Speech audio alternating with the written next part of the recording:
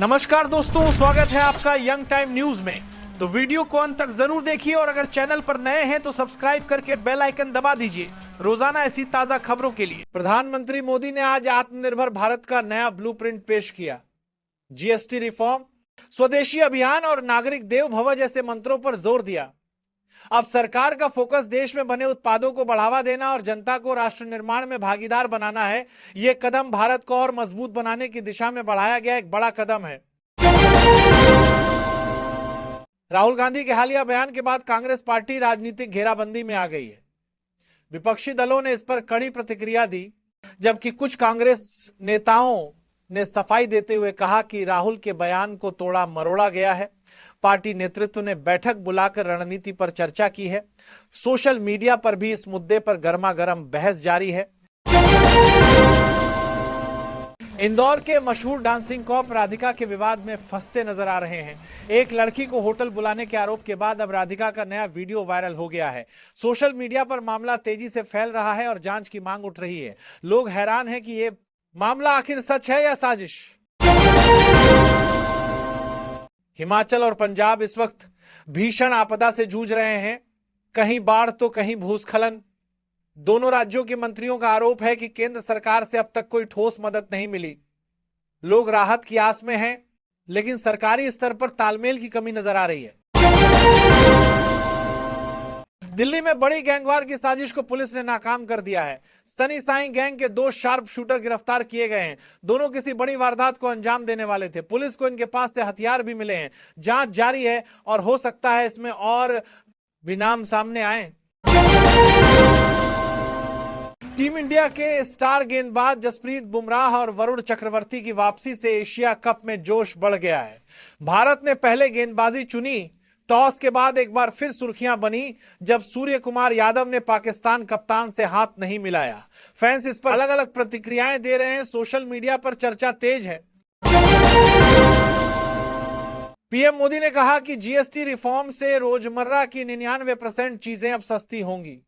साबुन, टूथपेस्ट, कपड़े से लेकर कई जरूरी सामान पर टैक्स कम हुआ है। सरकार का दावा है कि इससे मिडिल क्लास और गरीबों को सीधा फायदा मिलेगा। पीएम ने इसे आत्मनिर्भर भारत की दिशा में बड़ा कदम बताया। अजमेर दरगाह के गद्दीनशी नसरुद्दीन चिश्ती ने भारत पाक मैच से पहले टीम इंडिया को दी खास शुभकामनाएं। उन्होंने कहा कि अगर भारत जीते तो ये जीत सेना के नाम होनी चाहिए। देशभक्ति और खेल भावना के इस संदेश ने लोगों का दिल जीत लिया है। अब सबकी नजरें इस बड़े मुकाबले पर टिकी हैं। चुनाव आयोग ने सभी राज्य चुनाव अधिकारियों को 30 सितंबर तक यानी स्पेशल समरी रिवीजन के लिए तैयार रहने को कहा है। इस प्रक्रिया में वोटर लिस्ट को अपडेट किया जाएगा। नए वोटर जोड़ने, गलतियों को सुधारने और मृत मतदाताओं के नाम हटाने का काम होगा। यह कदम पारदर्शी चुनाव की तैयारी का हिस्सा है। मौसम विभाग ने चेतावनी दी है कि प्रदेश में अगले 7 दिनों तक मानसून सक्रिय रहेगा। कई जिलों में भारी बारिश के साथ तेज हवाएं चल सकती हैं। इस दौरान आकाशीय बिजली गिरने की संभावना भी है। लोगों को सलाह दी गई है कि मौसम साफ होने तक पेड़ों और बिजली के खंभों से दूर रहें और सुरक्षित स्थानों पर रहें। अमेरिका का लेक वीजा छोड़कर भारत लौटी एक महिला ने अपने फैसले को सबसे बेहतरीन बताया। उसने कहा कि भारत में अब करियर के बेहतर मौके हैं, फैमिली के साथ संतुलन भी बना रहता है। उसकी कहानी सोशल मीडिया पर वायरल हो रही है और लोग इसे रिवर्स माइग्रेशन की मिसाल बता रहे हैं। ईरान ने बना ली 10,000 किलोमीटर से ज्यादा रेंज वाली आईसीबीएम मिसाइल, जिससे अब अमेरिका और इजरायल तक निशाना साधा जा सकता है। इस कदम को लेकर दुनिया भर में चिंता बढ़ गई है। रक्षा विशेषज्ञों का मानना है कि यह मिसाइल संतुलन को हिला सकती है और तनाव और बढ़ सकता है। कानपुर से दिल्ली जा रही फ्लाइट में उस वक्त हड़कंप मच गया जब उसमें चूहे घुस आए। फ्लाइट को तुरंत रोककर सभी यात्रियों को डीबोर्ड किया गया। विमान में सर्च ऑपरेशन चलाया गया ताकि कोई खतरा न रहे। एयरलाइंस ने कहा, सुरक्षा में कोई समझौता नहीं होगा। जांच जारी है कि चूहे कैसे पहुंचे। काला चावल पोषक तत्वों से भरपूर होता है और वजन कम करने में मदद करता है। इसमें एंटीऑक्सीडेंट्स और फाइबर अधिक होते हैं जो दिल की बीमारियों से बचाव करते हैं। इसे पकाने के लिए चावल को रात भर भिगोकर रखें, फिर सामान्य चावल की तरह पकाएं। नियमित सेवन से शरीर डिटॉक्स होता है और इम्यूनिटी भी मजबूत होती है। यूपी के टीईटी परीक्षा के अभ्यर्थियों के लिए बड़ी राहत आई है। मुख्यमंत्री योगी आदित्यनाथ ने कहा है कि परीक्षा शुल्क में कोई बढ़ोतरी नहीं होगी। इससे लाखों उम्मीदवारों को फायदा होगा।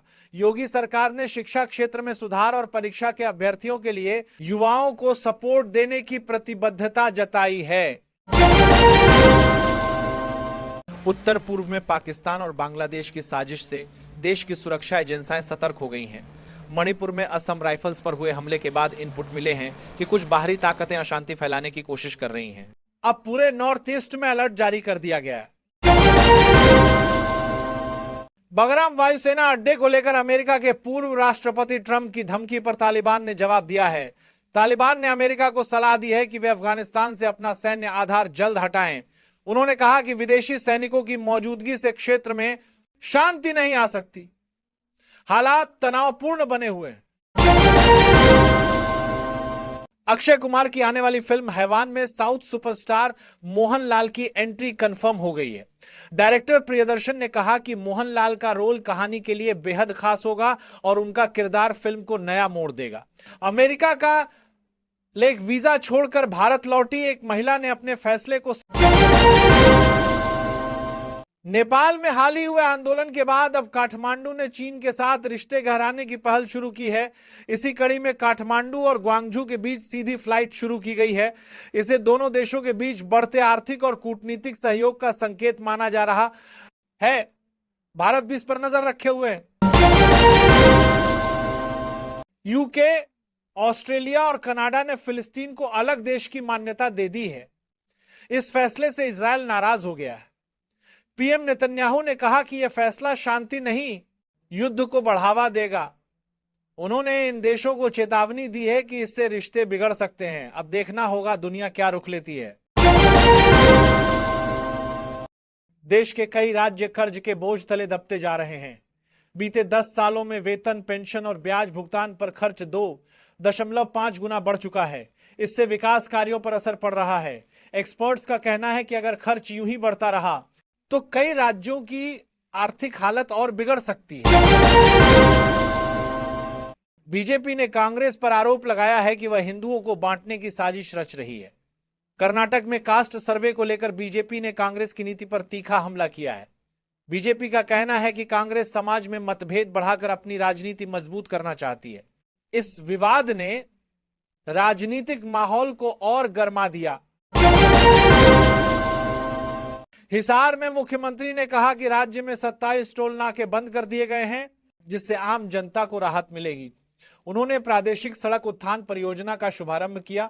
इस परियोजना के तहत 4,227 सड़कों की मरम्मत और सुधार किया जाएगा। सीएम ने कहा कि इससे सड़क सुरक्षा बढ़ेगी और लोगों की आवाजाही और व्यापार आसान होगा।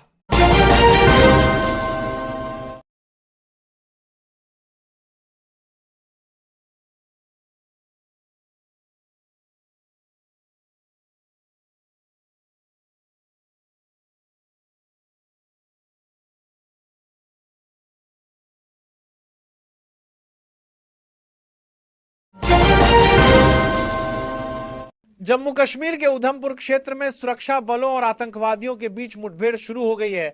मौके से बड़ी संख्या में हथियार और गोला बारूद बरामद हुआ है। सुरक्षा बलों ने इलाके की घेराबंदी कर कार्रवाई तेज कर दी है। सतर्क रहने और खतरनाक इलाकों से दूर रहने की सलाह दी गई। नेपाल की सियासत में बड़ा बदलाव देखने को मिला है। वहां 5 नए मंत्रियों की नियुक्ति की गई है। सभी नए मंत्री कल शपथ लेंगे। माना जा रहा है कि यह फेरबदल सत्ता संतुलन और गठबंधन को मजबूत करने के लिए किया गया है। अब देखना होगा कि ये नए चेहरे सरकार में क्या बदलाव लाते हैं। उर्वशी रौतेला के बाद अब एड ने बड़ा कदम उठाया है। रोबिन उथप्पा, युवराज सिंह और सोनू सूद को भी समन भेजा गया है। वजह है एक एक्सबेट नाम के अवैध सट्टेबाजी ऐप का प्रचार करना। ईडी इन्हें मनी लॉन्ड्रिंग केस में पूछताछ के लिए बुला रही है। अब देखना होगा कौन क्या जवाब देता। यूपी के गोरखपुर में राप्ती नदी खतरे के निशान को पार कर चुकी है। रोहिन नदी के बाद अब ये गांवों में पानी भरने लगा है। कई इलाके अब कट चुके हैं। लोग गांव से बाहर नहीं जा पा रहे। महिलाएं और बच्चे नाव का सहारा लेकर ही सुरक्षित जगह पहुंच रहे हैं। प्रशासन राहत कार्यों में जुटा हुआ है।